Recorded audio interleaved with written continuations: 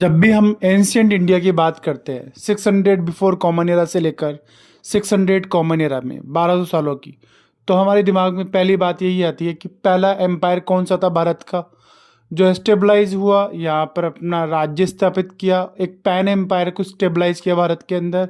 और उस एम्पायर का नाम था Mauryan empire, Mauryan dynasty, Mauryan empire, जो 321 में स्टेबलाइज हुआ और 184 के अंदर लास्ट राजा बृहद्रथ के बाद में एंड हो जाता है। तो इस बृहद जो मौर्यन एम्पायर है इसके बारे में डिटेल तो अवेलेबल है, पर क्या रिसोर्सेज हैं कि what are the sources to know about the Mauryan empire, कैसे जानेंगे हम लोग मौर्यन एम्पायर को। तो मौर्यन एम्पायर को जानने के लिए हमारे पास बहुत सारे सोर्सेस है। सबसे पहले तो जो आर्कियोलॉजिस्ट थे उन्होंने जो भी वहाँ पर एक्सकेवेशन किया, जो भी चीज़ें फाइंड की, जैसे स्कल्पचर्स फाइंड किए मौर्यन एम्पायर के, उन्हें स्कल्पचर से पता लगता है, उनकी आर्किटेक्चर स्टाइल से पता लगता है कि वहाँ पर मौर्यन डायनेस्टी की अलग छाप थी, उनकी टूल्स थे, वहाँ की बिल्डिंग्स थी।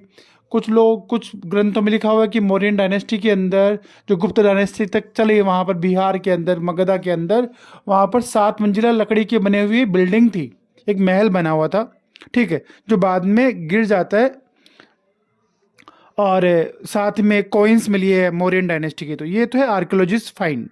इंस्क्रिप्शन की बात करें हम लोग मौर्यन डायनेस्टी की, तो इंस्क्रिप्शंस के अंदर अशोका के इंस्क्रिप्शंस हैं, जैसे रॉक पे लिखे हुए बहुत सारे इंफॉर्मेशन, पिलर्स भी जिन पर धम्मा के बारे में बताया गया है, बुद्धा धर्म के बारे में इंस्ट्रक्शन दिया गया है, कैसे रूल करता था द ग्रेट अशोका।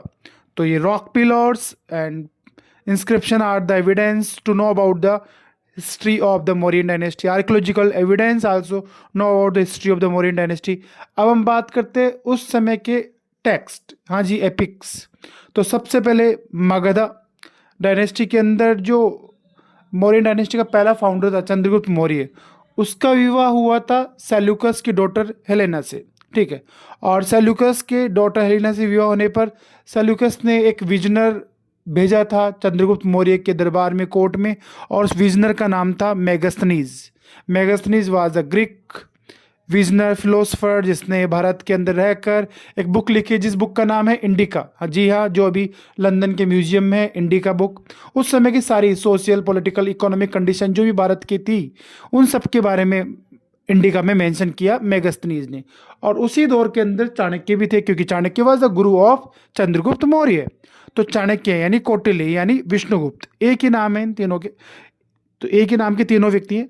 तो ये जो कौटिल्य जो थे, इन्होंने अपनी बुक लिखी, उसका नाम था अर्थशास्त्र, जो अवेलेबल है आज के टाइम पे भी हमारे भारत के अंदर, अलग अलग भाषाओं में भी अब तो अवेलेबल है।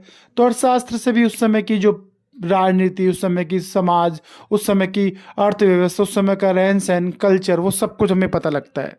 अब हम बात करते हैं बुद्धिस्ट टेक्स्ट भी था, जैन और बौद्धिज्म आ चुका था, नई थॉट आ चुकी थी, महात्मा बुद्धा और महावीर स्वामी के फॉलोवर्स भी थे, वहाँ पर लोग बन भी रहे थे इस धर्म के फॉलोवर्स। तो महात्मा बुद्धा के अंदर महानवमा, दिव्य राशा, और जैनिज्म में कल्प सूत्रा थी। तो फिर पुराण भी थे, हिंदू पुराणों में विष्णु पुराण, शिव पुराण थे, और संस्कृत के बहुत सारे और भी टेक्स्ट कंपोज किए गए। तो these were all are the sources to know about the history of Mauryan dynasty.